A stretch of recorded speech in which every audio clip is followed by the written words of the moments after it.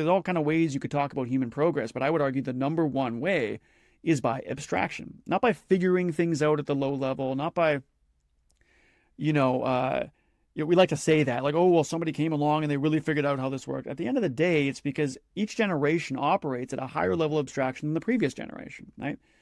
Computing is a good example of this. We started with machine code, very low level programming languages.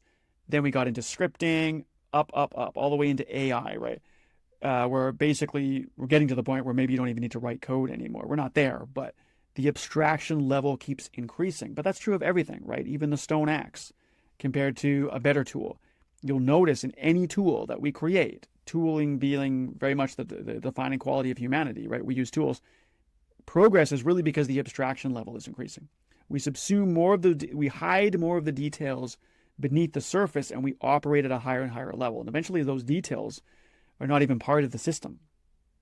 They pretty much get washed out, or if they can still be there, but there's nothing left to figure out about them, right?